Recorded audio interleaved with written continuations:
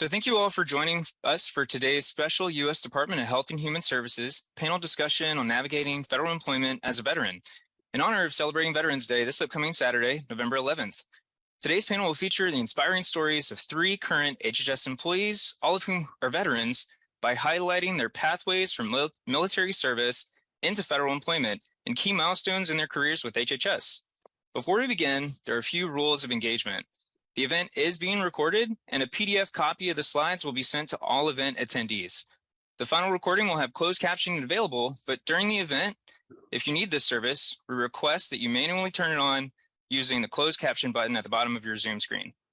There will be an opportunity to submit questions to the panelists, but please remember to please stay on topic.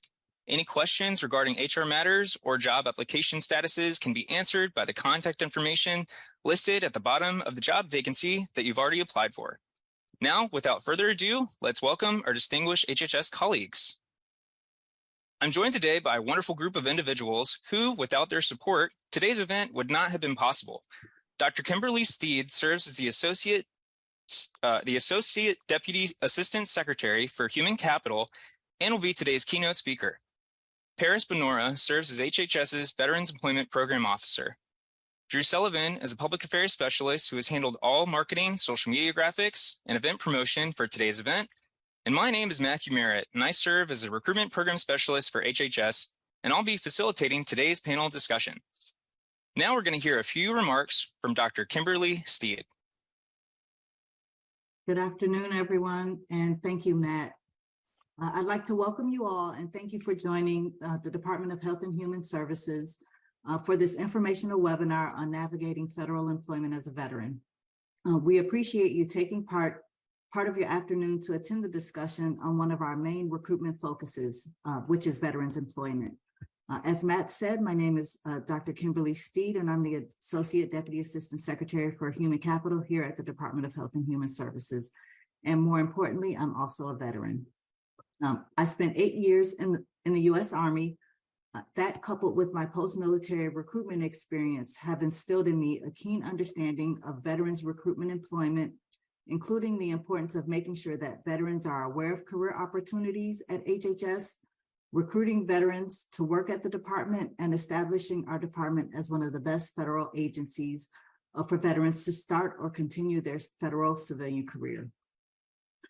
Shortly, our 3 panelists, all of whom are also veterans with the U.S. military and current HHS employees, will also share their experiences navigating federal employment as a veteran and building a career with HHS to help you on your journey of employment with the federal government.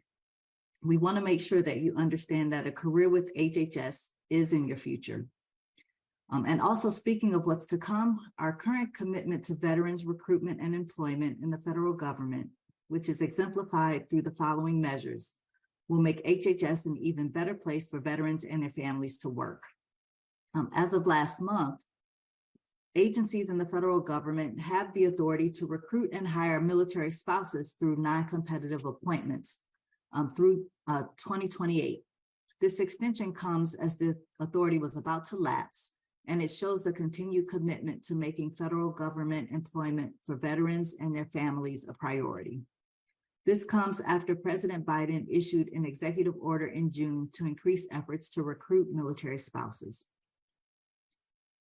Additionally, newer regulations have removed relocation requirements and other geographic restrictions as it relates to military spouse employment, broadening the use of telework and remote work positions for military spouses.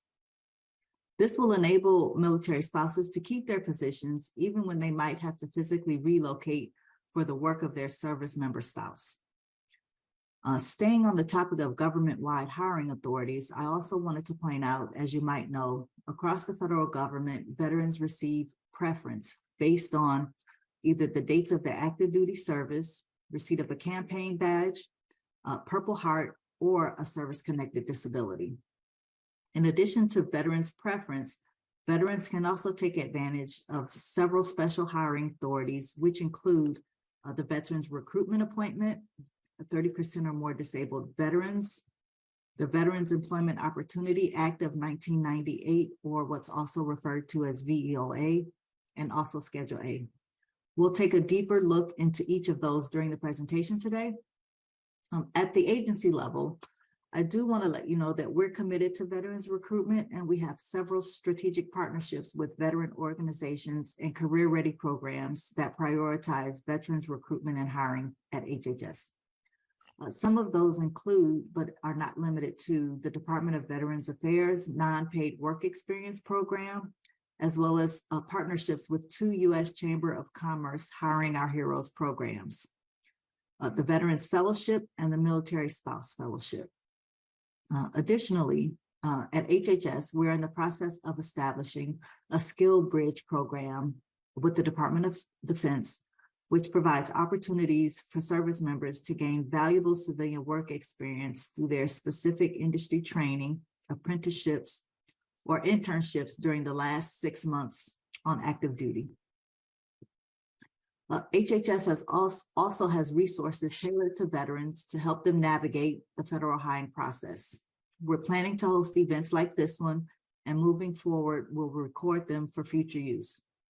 Also, HHS recognizes annual mandatory training requirements for HR professionals and hiring officials on the various authorities available in support of veterans and their families, as well as the ways veterans and their families can leverage those authorities to help them join the HHS family. Also, there are internal resources for veterans and their families available via the HHS Employee Resource Group and mentorship programs. On the topic of all of that, we have a program that is specifically geared towards veterans employment to ensure we're furthering veterans recruitment and employment with the department. It's run by our own Paris Bonneau, who is the HHS Veteran Employment Program Officer.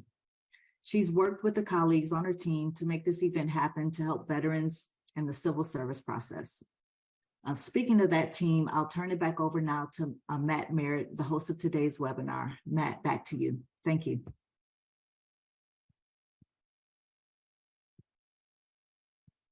Thanks for those inspiring remarks, Dr. Steed. Now for today's agenda. I'll highlight HHS's mission statement and organizational chart. Our Veterans Employment Program Officer, Paris Benora, will then touch on the veterans hiring authorities to help you navigate the federal application process. And then I'll introduce the panelists for today, followed by a brief Q&A session. Following the Q&A, I'll review a few additional resources for veterans, and we'll show you all how to connect with our team for further information and engagement. HHS's mission statement is to enhance the health and well-being of all Americans. This is accomplished by fostering sound, sustained advances in the sciences underlying medicine, public health, and social sciences. The department has 12 operating divisions or agencies that include the following: Administration for Children and Families, Administration for Community Living, Agency for Healthcare Research and Quality, the Administration for Strategic Preparedness and Response, the Agency for Toxic Substances and Disease Registry, the Center for Disease Control and Prevention, Centers for Medicare and Medicaid Services, U.S. Food and Drug Administration, Health Resources Service Administration, the Indian Health Service, National Institutes of Health, and the Substance Abuse and Mental Health Services Administration.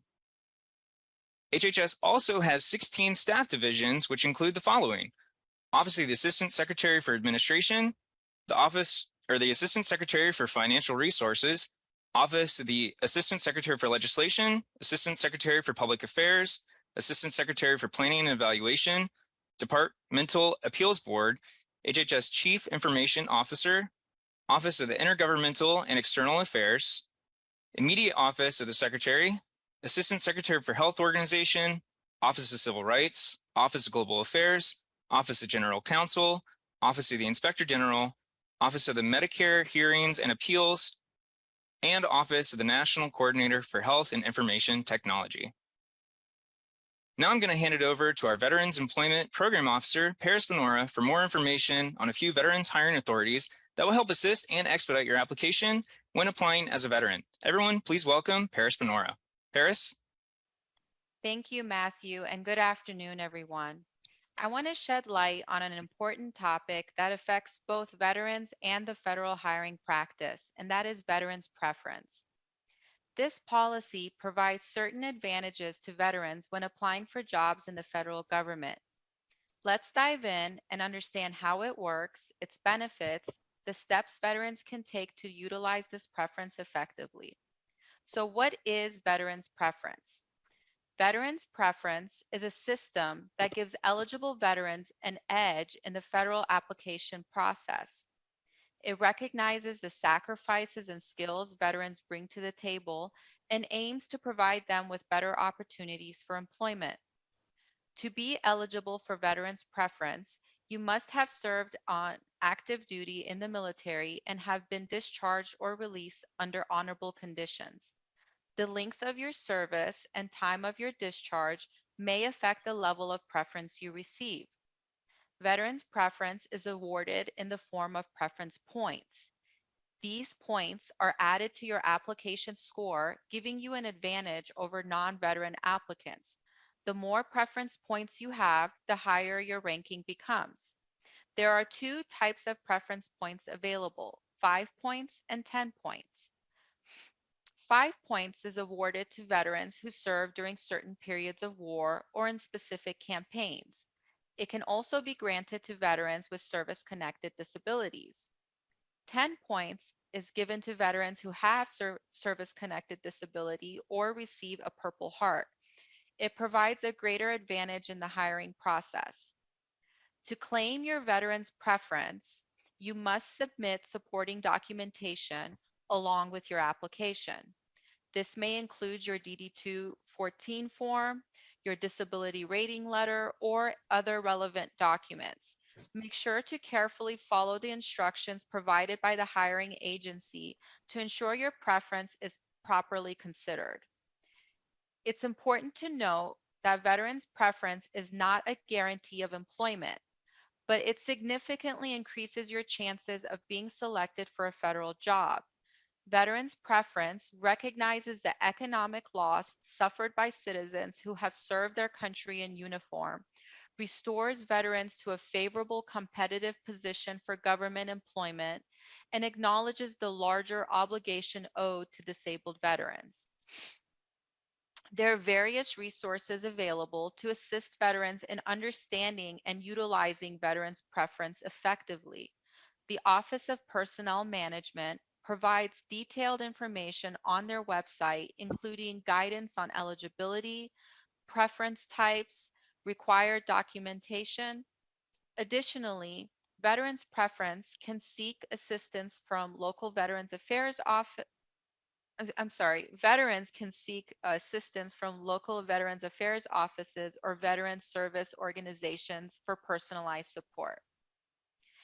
In conclusion, Veterans Preference is a valuable policy that aims to support veterans in their pursuit of federal employment. By understanding the eligibility criteria, preference types, and application process, veterans can maximize their opportunities and increase their chances of securing a job in the federal government. Remember, your service to the nation matters, and Veterans Preference is there to recognize and reward your dedication. So now there's also special hiring authorities, which you may be eligible to participate in as well. The first one is the Veterans Recruitment Appointment, also referred to as the VRA. This authority is ideal for recently separated veterans or those who have been out of the military for a short period. It allows agencies to appoint eligible veterans to positions up to the general schedule grade level 11 or equivalent. Then there is the 30% or more disabled authority. This authority is specifically designed for veterans with service-connected disability rating of 30% or more. It provides a non-competitive hiring process for eligible veterans, allowing them to be appointed to positions at any grade level. The Veterans Employment Opportunities Act, also known as the VEOA, allows eligible veterans to apply for federal positions that are announced under an agency's merit promotion procedures. It provides veterans with a competitive advantage by allowing them to compete for positions that may not be available to the general public. And last, there's also the VA training programs. The VA offers various training programs to help veterans transition into the civil workforce. These programs provide valuable skills and experiences that can be enhanced, that can enhance a veteran's employability. Remember, it's important for individuals to assess their own qualifications, experiences, and career goals to determine which veteran hiring authority would be most appropriate for them. Now, I will hand it over to Matthew so he can dive into the experiences and wisdom of our own veteran employees here at HHS. All right, thanks for that insightful information, Paris. To better help equip veterans with specific tools and knowledge or programs designed specifically to assist them. So now for the moment you've all been waiting for, it's time to introduce our wonderful panelists.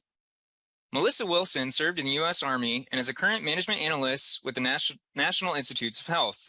Ted Oj served in the U.S. Coast Guard and is currently a management and program analyst with the Centers for Medicare and Medicaid Services. And Darian Lewis served in the Marine Corps and is currently a lead IT cybersecurity specialist with the Centers for Disease Control and Prevention. Now I'll hand it over to our panelists for further introductions, starting with Melissa. Hi, it is so good to be here today. So my military career has taken me all over the world, as I'm sure many of you have as well. I started my career as a chemical operations specialist, progressing into an NCO, transitioned into being an inspector general, and closed out my career as a logistics officer. I spent 21 years in before I was medically retired, and that was an interesting time for me because I wasn't ready to go, but it was time. I had to consider what my next steps would be. I explored a couple of roles in industry, and I realized that I had a deep-seated desire to connect with a mission that was larger than the financial bottom line of many companies. And after discussing this with a mentor, I started to consider federal service. And what I've learned is that the mission of the NIH connected with me, and I totally enjoy supporting the science as an administrative professional. Thank you. All right. Our next panelist is Theodore or Ted Oj. Ted, take it away.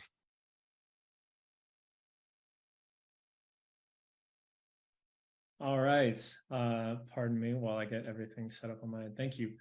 So my name is Ted Oj. I'm a management and program analyst at the Centers for Medicare and Medicaid Services. Most of my job consists of policy analysis and writing with some claims adjudication for specialty hospitals.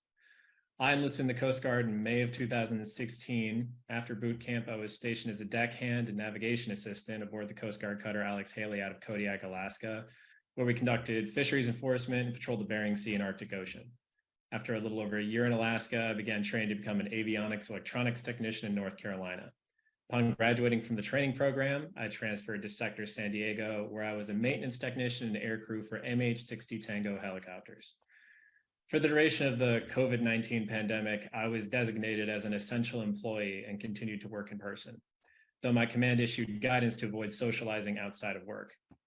In order to stay sane, I started reading a lot more. I discovered an interest in ethics, with health ethics being my area of greatest interest. To better explore this area of policy and decision-making, I leveraged my military background and my bachelor's degree in molecular and cellular biology to apply to a master's of bioethics in Boston. I separated from active duty service at the 5-year mark and began the master's program in August of 2021. I began applying to jobs after graduating. This was not easy, so I definitely empathize with the process. Because I was pursuing an entirely different career, I was only able to leverage my prior experience in the broadest terms when responding to the battery of questions involved in many online applications. I had to save my unique experience for my resume and interview.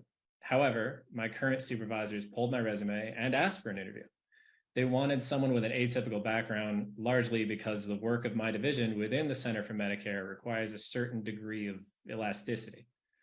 I was fortunate enough to be hired and have been working at CMS since January of this year. Thank you. Thank you, Ted. And our last finalist is Darian Lewis. Darian, take it away.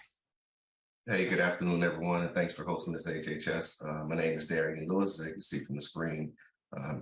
A proud United States Marine, right? Once a Marine, always a Marine. Served for 22 years on active duty. The majority of my time was spent within the data communications realm of things, IT, to put it in civilian terminology. Upon retirement, had a brief stint serving as a contractor with Agile Defense, based out of Virginia. And from there, got the job at the CDC as the lead IT cybersecurity specialist. And what that means in a nutshell is I'm kind of working in cybersecurity, where I lead the CDC's, the Center for Disease Control and Prevention's cybersecurity incident response team. I have a bachelor's degree in management. And, my journey from active duty to where I am now was one that I didn't think would happen. I had no desire to work for the federal government once I retired. I wanted to go in private sector and make a ton of money. But that sense of purpose and that sense of calling that I got from, reading and learning more about the CDC's mission just made me connect to it. So I was really ecstatic when I had the opportunity to join the organization, and I've been here ever since. So thanks. All right, thank you, Darian. So thanks for all those wonderful introductions and for your brief stories of service. But I know, speaking for myself, we have so many questions that we want to ask you. But first, we want to just personally thank you for being here today and help celebrate Veterans Day at HHS with us. So now we'll move into our questions and answer portion of today's panel. And I've already included a few questions on the following slide. So we'll go through them one by one in the order shown. And if necessary, I'll ask a follow-up question, as well as solicit a few questions that we've received from the audience. So we'll start with Melissa, and then Ted, and then Darian. So the first question I have for you is, what has been the most rewarding aspect of working at HHS as a veteran? Melissa? So the most rewarding aspect for me really has been connecting with that larger mission of the NIH and being able to see how I fit in as an administrative professional to supporting the science. So the goal of the NIH is really to improve the health and life of the world, the people of the world. So that is such a huge mission. So being able to support the science and help scientists navigate the administrative obstacles that they face so that they really can spend their time focused on the science that helps us move our health ahead has really been the most rewarding aspect so far.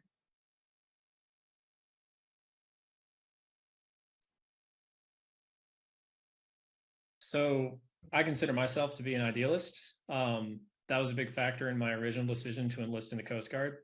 After obtaining my master's degree, I wanted a workplace whose mission is to protect and advance the health of American citizens. Working at HHS and at CMS allows me to continue to abide my ideals and hopefully impact the lives of Americans in a positive way. One thing I enjoy about my workplace is that our discussions of issues and adaptation of policy is always centered around the question of providing care to Medicare beneficiaries. Because broader policy shifts in the private sphere often follow Medicare patterns of reimbursement, due in no small part to the relative breadth of the Medicare program, this job allows me to be at the forefront of topical issues in health policy, even if it's just in an observational capacity if the subject is outside of my expertise.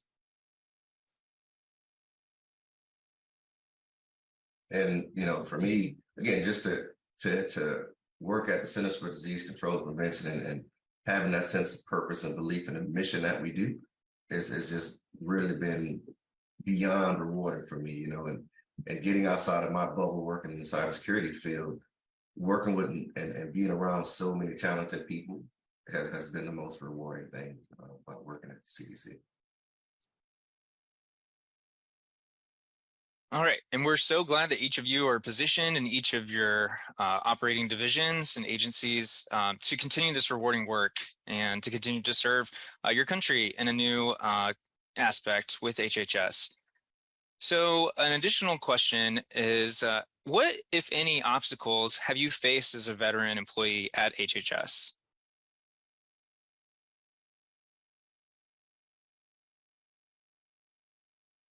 So the most significant challenge that I faced since joining the NIH really has been the language difference. So I know, having been a part of the military, we know military jargon, and that came very naturally to me after serving for so long. But I was in a new situation and I didn't always understand what people were saying. So it took a lot for me to just continually ask, could you explain what that is for me? So that I could bridge that gap and learn the language. And that really has been the greatest obstacle. I think it takes giving yourself grace so that you give yourself the time that you need to make that adjustment and then learn that new language. Great, Melissa. I know that HHS certainly loves their acronyms, and I'm sure you've met quite a lot of them working at NIH. Ted, did you want to go next? Of course. So I don't think that I faced many obstacles that are unique to my status as a veteran. I will say that I underwent a pretty extreme career transition when stepping into this role. It was difficult to go from a significant aptitude and proficiency in my active duty service to a largely unfamiliar subject matter or set of subject matters in my current role. There is the added complication that I am completely remote in my current position. So I am expected to develop my skill set and knowledge through Zoom conversations, email exchanges, and a lot of time spent researching issues. My prior experience sifting through technical manuals as an avionics electronics technician to find parts or troubleshooting materials has been oddly helpful when deciphering regulatory guidance or statutory precedent, since the language is similarly difficult to translate.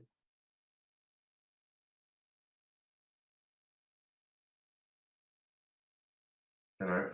And for me, kind of piggybacking off of what Melissa said, is understanding the new terminology that you hear. But one of the biggest challenges that I faced was also, how do I translate the things that I did in the military to outside of the DoD?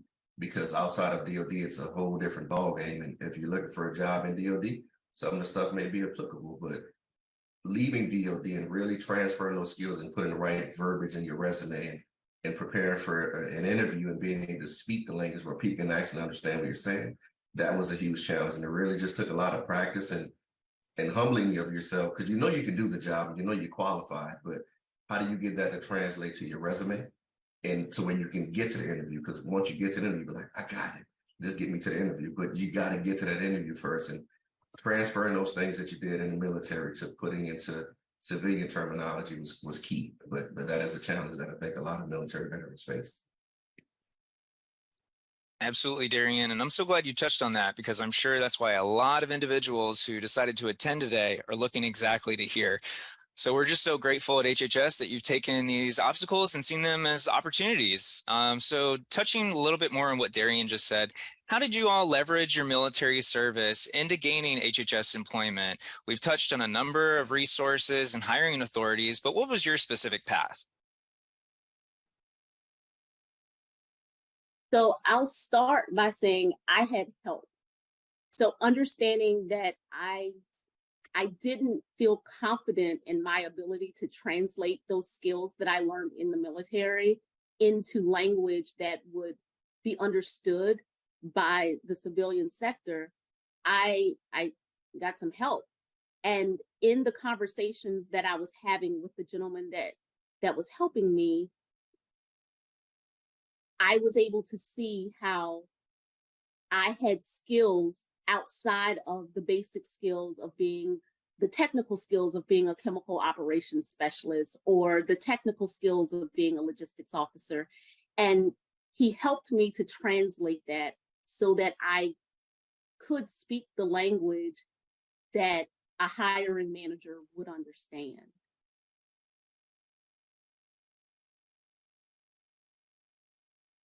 So I was able to apply to my current role at HHS through actually another program, the Recent Grads program, with the added benefit of receiving preferential hiring status as a veteran with a service-connected disability.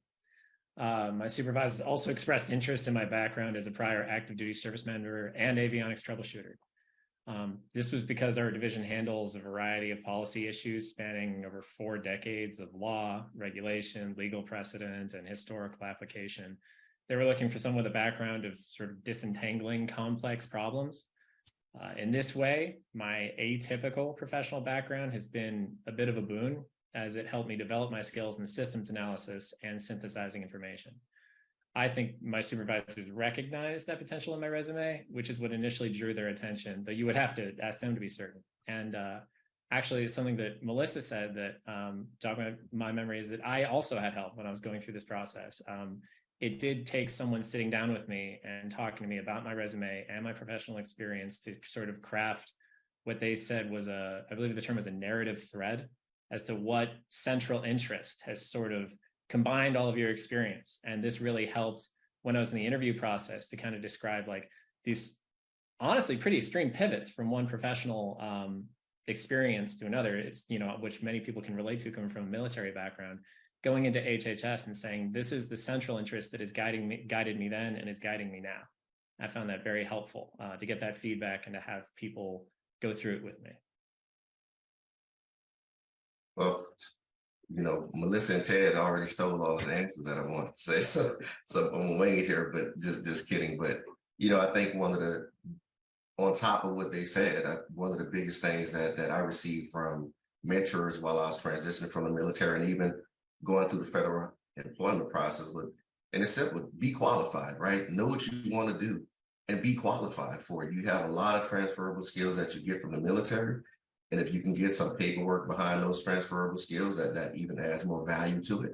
But make your resume and make your skills be your value proposition to get you to where you want to go. So be qualified would be the best thing I can say that the military prepped me for to transition out and really just humbling yourself a little bit and reaching out to people that have walked that walk and applying the things that they tell you to apply. You can find success. You can find success, but be qualified. All right, those were some fantastic answers, and you're already touching on the following question for some advice you wish you had known within your federal career. We're already starting to see a few questions come in that highlight that exact same question. So in any additional tips or pieces of advice that you wish you had known when you started? We already touched on the importance of understanding a federal resume, understanding the specific language of how to quantify and qualify your skills, knowing your story, knowing your worth. So I'm glad y'all touched on those, but any others that you want to highlight? For me, it's being able to filter out bad info. Sometimes you get people tell you certain things from their experiences, but they only tell you half of that story, right? So being able to filter out bad info was a big deal for me. And then also not allowing other people's transition history or experience limit what I thought my value was, right? And hey, you should go in and apply for a GS-5 when you have the qualifications to apply for something higher, because that's how it was for them, right? So trying to make you walk that same pathway. If you have the qualifications to apply for higher level GS positions, do it. Don't think you have to settle for, let me apply for a 5 and work my way all the way up to those grades. But just filtering out bad information and really making sure you're qualified and reaching for it and going after it.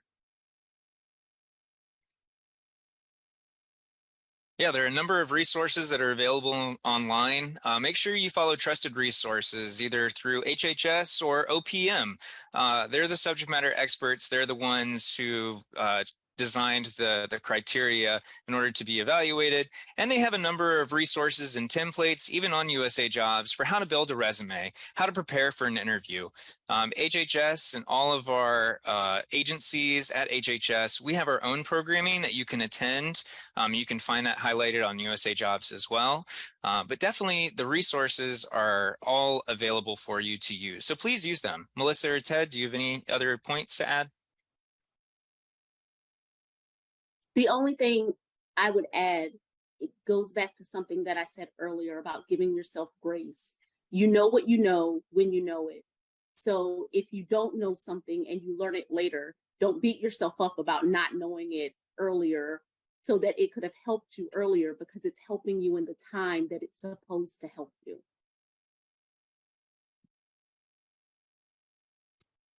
And something that I would say is, I'm fairly new to the world of civilian federal employment. I've only been with HHS since January of this year.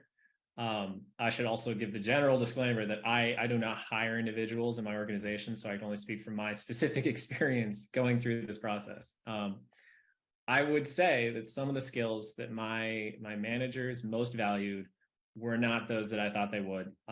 Rather than exclusively boiling down one's military service to general traits one might typically associate and fairly associate with military service, like time management, discipline, mindfulness of deadlines, I would recommend subtly showcasing those skills unique to your military specialty training. The sort of the general, what I found to be helpful is the general boiling down of traits was helpful for like the questions where you like select a box, I have experience with this, I have experience with this, I have experience with this, that sort of stuff. But when it comes to the resume and interview, you probably want to deviate from that and show what makes you unique.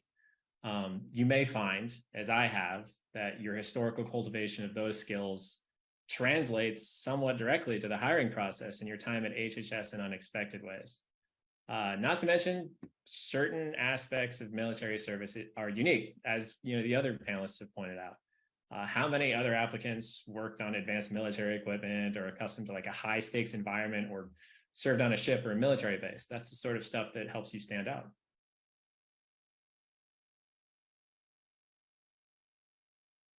All great points. And it's very, very important to understand. Melissa mentioned the importance of language and how language matters. So making sure that you are translating your competencies very well on paper. Don't assume that folks outside the military know exactly what it means to serve. Each branch is very different. Each type of role varies greatly, even in the same branch. So make sure that you are conveying as much as possible, really translating your skills, quantifying and qualifying your actions, any achievements, and making sure that you are getting that expert level advice so that you're putting your best foot forward on paper and in person. So we've started to get a few additional questions submitted from the audience, and there's some great questions, so keep submitting them. So there was a question that was submitted: how has HHS supported your transition and integration into the workforce as a veteran?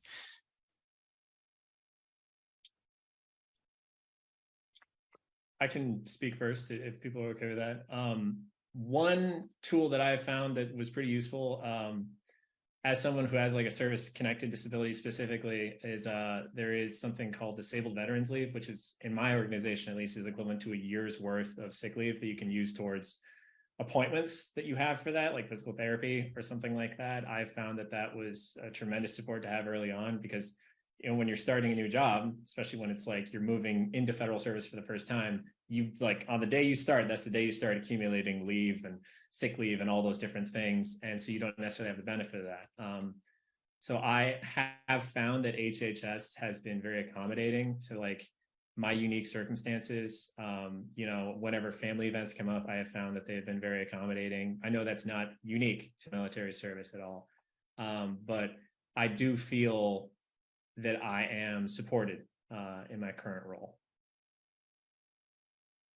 Ted, I have a follow-up question. Do you think that there are specific programs or initiatives that you want to mention that have been particularly helpful? Sure. I don't know if this counts as a specific program or if it's just like one would just consider it a hiring authority. I know that a lot of people, like during or after military service, will pursue additional education, as I have. The hiring authority that I pursued is the recent grads program, which, and don't quote me on this because I'm going from memory on this. It's like if you graduate within the last 2 years, you're eligible for the recent grads program, and it's an accepted service with conversion to competitive service after a year. And that helped me get my foot in the door. The other points that kind of came from, service-connected disability veteran status were helpful for like sort of, I think it shuffles where your resume is in the stack and things like that. But I think by opening myself up to the idea of pitching myself as a veteran and as a recent grad was helpful in terms of seeking employment in my current job. That's great, Ted. Yes, there were already a few questions that were asking more about the recent graduate program, so I'm glad you highlighted that. So the recent graduate program is part of our Pathways program, and it's composed of 3 different programs that you can learn more specifically at opm.gov/pathways.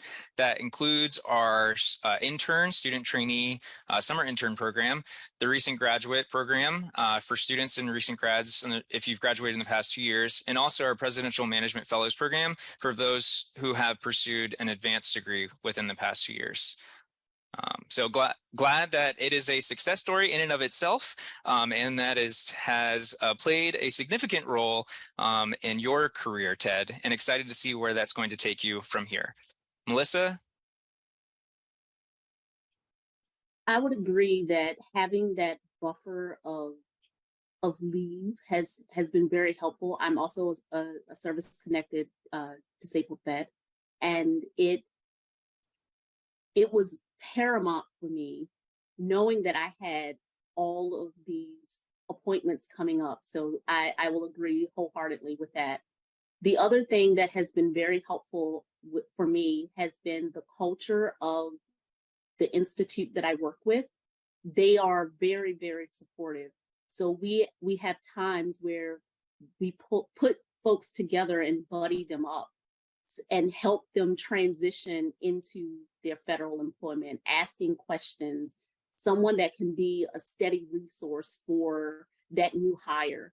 So that was very helpful for me as I joined the civilian ranks.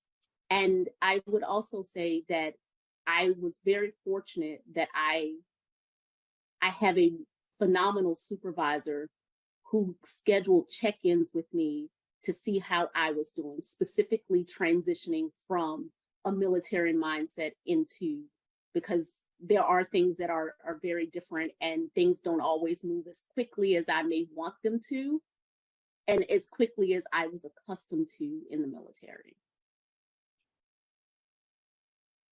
Thank you, Melissa. Yeah, you touched on a great point. The importance of mentorship in any role, but especially as a veteran, someone who can show you the way, who can answer questions, who can act as a resource. So if any attendees see themselves in either mentor or mentee roles, I definitely highly encourage them, and I'm sure Melissa would agree. Darian?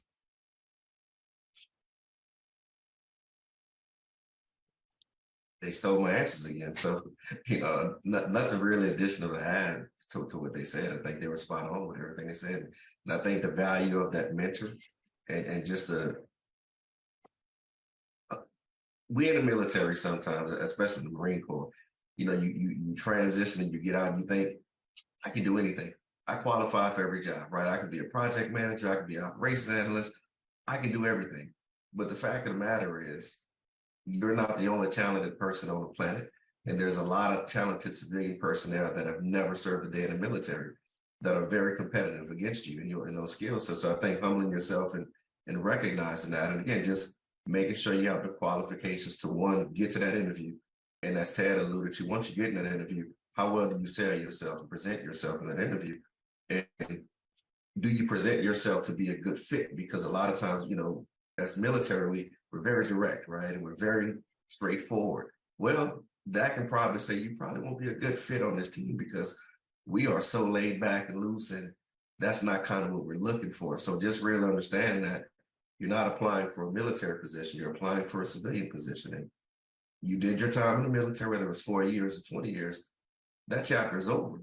right? And you have to recondition yourself to start from one again, to learn new processes, new terminology, new things, to be able to succeed in that future position. So I think if you can do that, there's success out there. And I was reading through some of the chat messages in the chat. A lot of people are saying, hey, I've been trying to apply and I've been out of the military a while. What can I do to get hired? And, my first thought process is really take a look at your resume and does it match or does it meet the requirements for the position that you're applying for? And sometimes, those keywords that HR is going to use to pull those resumes, you may not be making a screening for that. So definitely tailor those resumes to meet that specific job requirement. Be willing to update those resumes for the position that you're applying for. Those are great points. I have a follow-up question. So how do you think veterans can best position themselves for success in those areas, either during the interview or even once they start their career?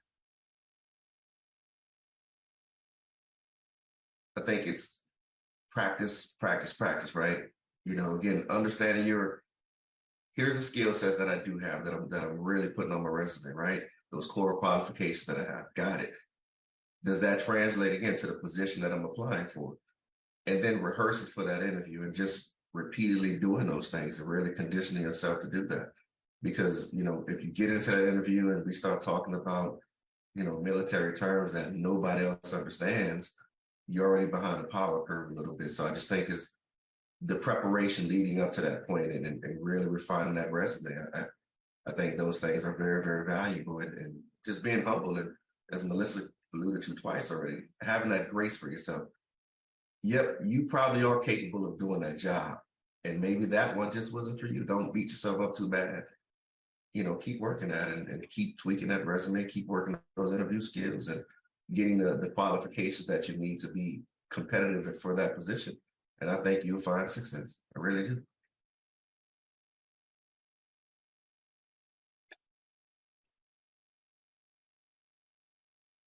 All right, that was a wonderful answer.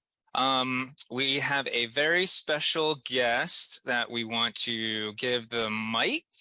Bob Levitt, whenever you are available, feel free to take yourself off mute and introduce yourself to our audience. Thank you for joining us for today.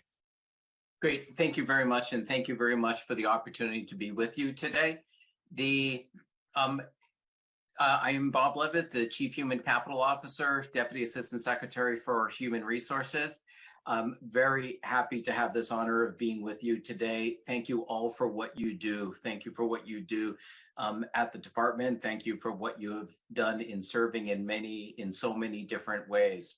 I'd like to reiterate how proud we are to have helped contribute to this event, our appreciation for our own colleagues and participating and contributing to this event. And the key point that we want to be sure to doing as much of this as we can in support of you.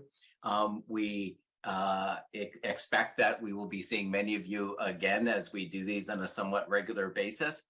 What we would also like to do is hear from you. Your voice is very important in this process. We would love to hear feedback from you of how this event is for you, and most specifically, what would be more helpful for you, most helpful in how we shape such and contribute to and participate in such future events. So please, your voice is very key. Be sure to enter comments into the chat box or follow up so that we can hear your voice in what is most useful for you. Now, stepping back a moment, overall, want to make it very clear that we appreciate the service of, say, the veterans that come to work with the department. We also are very proud to be supporting military families writ large. And in our case, within OHR, that can include many different angles. This event being one of them, but on the other hand, in area, just to give you one very specific example of what we can do on a tangible basis to support military families and those that serve or have served is using the authorities, the hiring authorities that we have, such as for military spouses.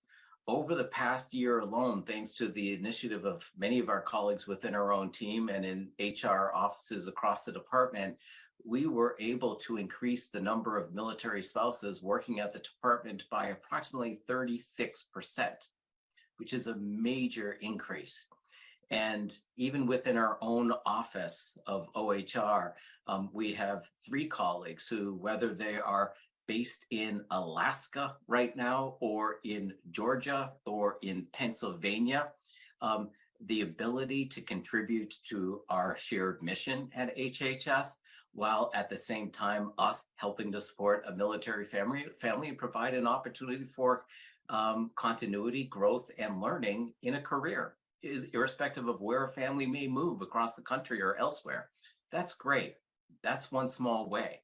So again, this with that example, let us know what in the chat, what is most supportive of you in these types of events moving forward. Also like to pick up on just one word that I heard as soon as I joined the conversation, and I admit that it's perhaps out of context, but the speaker was touching on trying again, giving yourself grace. Just want to hit on the point that as we all are in the journey of advancing our career or careers, always there are opportunities to give ourselves space and grace. It is fine for us to aspire. It's fine for us to recognize that sometimes we have to work extra hard at trying again, or rethinking a position, and or adding additional skills, or learning and growth, or the humility and vulnerability of listening to and acting upon feedback. That applies for all of us, irrespective of rank or position. So it's never a perfect path forward, and it's always important to give ourselves the grace, the space and the grace as we all continue in our journey moving forward. With that, let me turn back over to you, and glad to add anything else as requested. Over. All right. Well, thank you so much, Bob. That was definitely a delight to have you join us and share those wonderful words of encouragement. And as you're touching that into any individual who's attending today, you can see that the work at HHS matters, and it's different from what you might find in the public sector. So definitely, we thank you all for joining and for sending in those comments. Please continue to type in your questions, as we'll get to answer them in due time. We do have additional questions. I want to touch on briefly what Bob said, HHS's mission. And so the mission is to enhance the health and well-being of all Americans. So for our panelists, I'll ask for you to come on camera and come off mute once more to answer. How has specifically serving as a veteran HHS employee tied you directly to the HHS mission in your day-to-day work?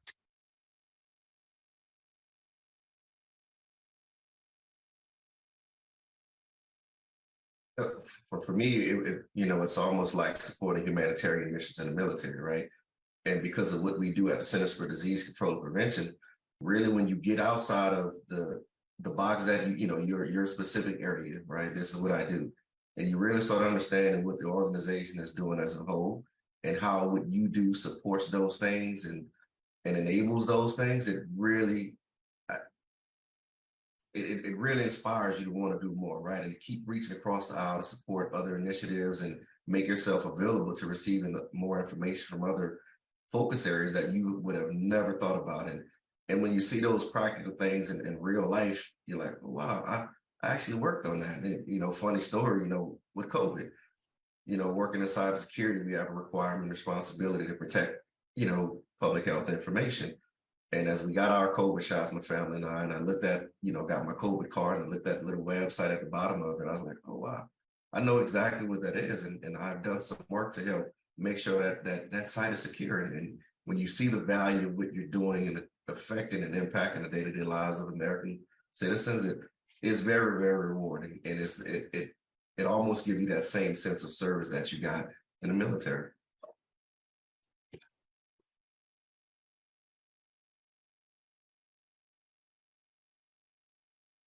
I work for the National Institute of Diabetes, Digestive, and Kidney Diseases, and I really feel like their mission, of course, underscores the mission of HHS, but being able to show up, as Darian said, supporting that mission connects me in a way to that larger purpose that I mentioned earlier that was very important for me.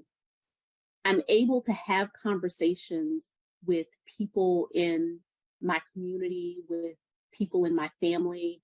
And as I listen to the science or the scientists, and I see new breakthroughs, I see new medications coming, I see all of these new advances in healthcare, knowing that I had that small part to help with those administrative related tasks so that folks really could focus on the development of those things has really, really connected me with the mission.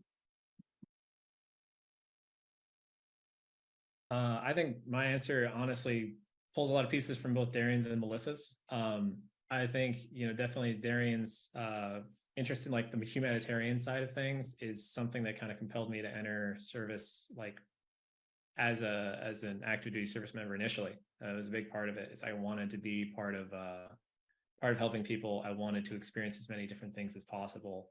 And then a huge other component of what I find at least rewarding in my work, or that I find my military service contributes to my work, is something that Melissa said, where it's like you, through your military specialty training, you kind of learn how to be, or you at least leverage being at times obsessive about a given subject matter, and that can help facilitate a lot of other important work that goes on. I do remember that one thing in my military service that I got good at and that was more helpful than I thought it would be was honestly being good at paperwork. And I think like working on my writing, both on my own time and through my master's program and things like that, allows the broader work of at least my division to proceed more smoothly. And I like when I see like news blasts or read things in the news about like the efforts of my agency and then feeling like I had a piece of that. I really enjoy that part of the job. And we're all so very fortunate that each of you are positioned in each of your agencies and doing the day-to-day work that you all do, tied directly to the mission and vision of HHS. And we're glad that that work matters and it continues to matter throughout your career, and how it only amplifies the work that you've already done serving our country as a veteran. So thank you for sharing those wonderful, insightful comments.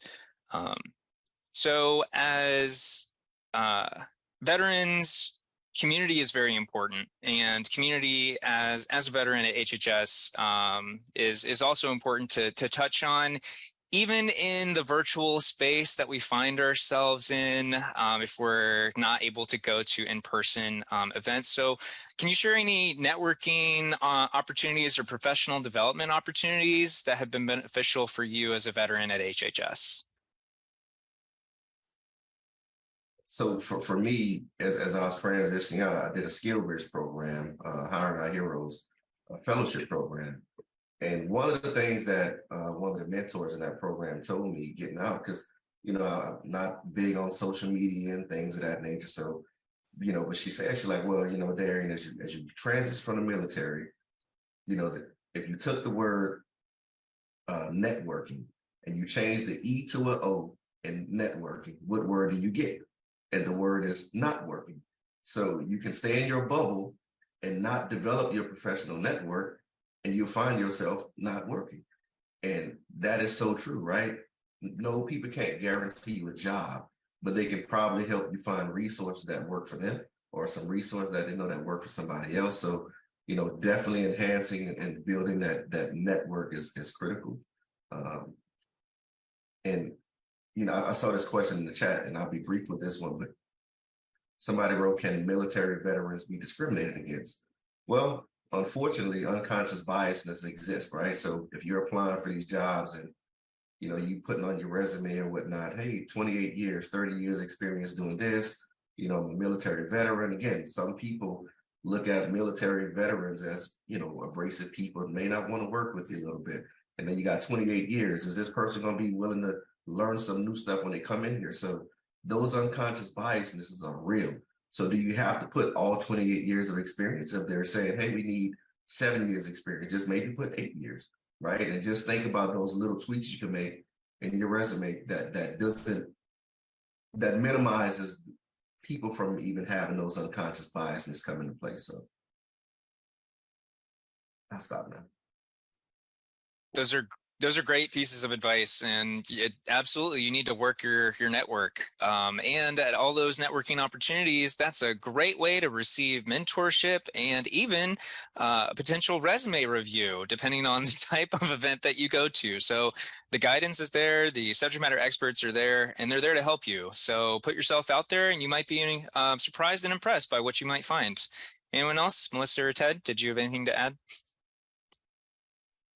I don't have anything that I should add.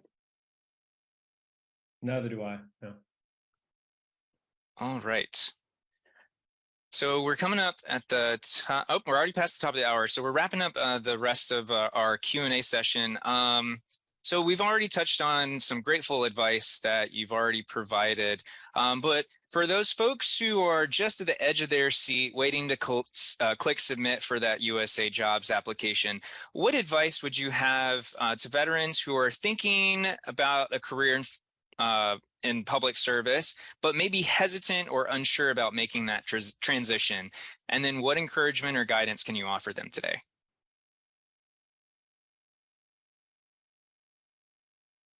I can start on that one. As far as encouragement and guidance, my hiring process was very recent. And I remember at times just generally feeling kind of demoralized through the process. It's, you're kind of boiling down a lot of experience, a lot of, hardship that you've had either professionally, like veteran job, like military jobs are often not easy. They ask a lot of you. They put a lot of pressure on you and things like that. And then having to boil it down into terms like, time management or things like that, or, being worried about how well it translates is difficult. And I remember having a lot of those thoughts myself, even though I had, the advantage of being able to use the GI Bill to get my master's degree and then enter the workforce after that. I think patience is a big part of it, to the extent that, patience is allowable, because it's, a lot of these hiring processes take a while to get through. There are a great many applicants to them. And I'm not saying this to discourage people at all. I'm just saying that just because you haven't heard within a week or two, or sometimes even a month, doesn't mean that they're not going through it. Doesn't mean that they're not taking a look at your resume. My job, it was about 6 weeks to 2 months before I even heard anything from them. And they were very interested in me still.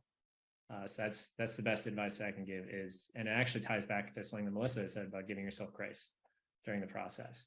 I think that's a big part of it.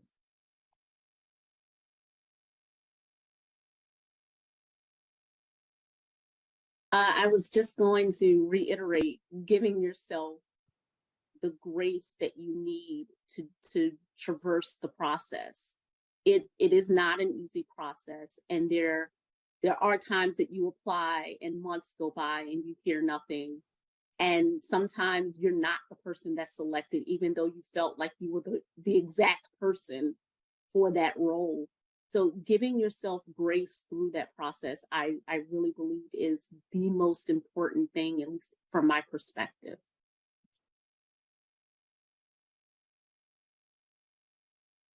Yeah, I have nothing additional to add. I agree with both of them saying, just giving yourself that space. And it really sucks when you get that notification you weren't referred to the hiring manager or you were not selected. It's like, oh man, I thought this one was tailor-made for me, right? Again, just go back to work and refine and tweak that resume to fit the next one and keep grinding and stay with it.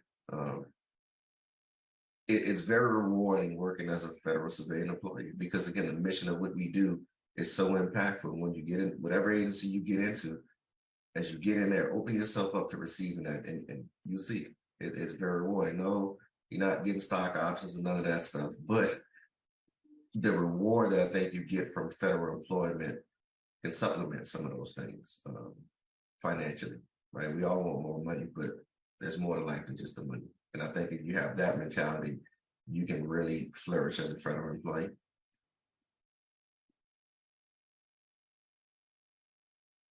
Absolutely. I'll echo those comments. The process is fiercely competitive. And even with all of the hiring authorities that are available to veterans, it's still fiercely competitive. So it might seem very discouraging to get that notification that you weren't selected, but that just presents another opportunity for you to, pursue even a better opportunity. Either with another agency or an additional one. So we have a number of resources provided by HHS and also through OPM that walk you step by step into identifying the specific job vacancy announcement that you're qualified for, that you're eligible for, that you're competitive for, and then how to put your best foot forward, how to document your experiences the right way, how to make sure you're applying for the right job series, how to make sure you're applying for the right grade and competency level, all the required documents that you need. So just make sure you're reading the fine print, because it is meticulous, and we don't have time to go over all of those details today, just because we want to highlight the stories of our veterans. We've gotten a lot of HR questions, but we'll be sure to answer those in additional programming in the future that you'll be invited to. But definitely grateful for all of the time that our panelists spent today sharing their stories and answering our questions. So before we wrap up today's panel session, we just wanted to leave you all with a few additional resources. And the links that are shown today in light blue will be hyperlinked in the PDF copy of the slides. And so they'll be made available once you receive them. So here you'll find a few links to resources from the Office of Personnel Management that includes a vet guide, information on reasonable accommodation requests and Schedule A, the Veterans Employment Training, and OPM's full list of veteran services that are provided to you. And again, these links are hyperlinks, so when you click on them, they'll take you directly to those resources. Here, you'll also see a few more links to the Department of Defense's SkillBridge program, resources from the Department of Labor and Department of Veterans Affairs, as well as a link to USA Jobs to get started with your application. And you'll notice on USA Jobs, there's a specific portal for veterans that goes over tips and tricks, the required documentation for your DD-214, any additional Schedule A documentation if you have a disability, as well as resources to help you build out your resume. As Dr. Steed highlighted earlier today in the keynote address, President Biden has issued an additional executive order that provides non-competitive civil service appointments for military spouses. This hiring authority will be made available through 2028, and it allows agencies to appoint certain military spouses without using traditional competitive examining, and it also removes the requirements of permanent change of a duty station or a geographic area of a permanent duty station. Agencies can appoint non-competitively under any of the following criteria. So if we have any hiring managers that have attended today, please be sure to listen up. So you can appoint non-competitively a military spouse if the applicant is a spouse of any of the following criteria. The applicant is a spouse of a member of the armed forces on active duty. The applicant is a spouse of a 100% disabled member of the armed forces, or the applicant is a spouse of a deceased member of the armed forces. And all of these resources will be linked to OPM's guide on the executive order that's hyperlinked here. You also want to make sure to follow us on LinkedIn at HHS Careers. where you'll see highlights from today's panel event, announcement for future webinars, including how to tailor your federal resume, how to navigate USA Jobs, and additional panel events, and as well as find helpful resources to help you put your best foot forward when submitting your application to HHS. Lastly, we want to provide our Veterans Employment Program Officers contact information to help assist with any additional questions regarding resources. We ask that you please don't send resumes and please refrain from submitting personal HR-related inquiries. So you can see Paris's contact information here, as well as the email vets@HHS.gov. Finally, we at HHS want to immensely thank our veteran panelists for being here today to celebrate Veterans Day. We so deeply appreciate each of you all for joining us for today's special panel discussion, and we want to thank all of our veterans that joined today as attendees, as well as our panelists, as well as our keynote speaker for their service to our country, as well as thank our military spouses for joining. So lastly, I want to thank all of my colleagues at HHS, including Dr. Steed, Paris Benora, Drew Sullivan, our colleagues at HHS TV, our colleagues with ACF's OCIO that helped provide tech support for today's event, as well as our leadership at HHS, which includes Bob Levitt, who you got to hear a few remarks today, for helping to support today's program.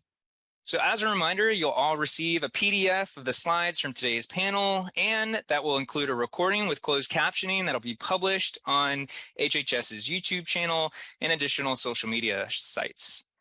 So following this event, like Bob said, you'll have the opportunity to provide any feedback that is so crucial for us to evaluating our team in the form of a brief survey that will help us know how we did today for the panel event. So your input is greatly appreciated as we look forward to inviting you all to additional programming for veterans and military spouses in 2024. So thank you all once again for your interest in a career with the U.S. Department of Health and Human Services.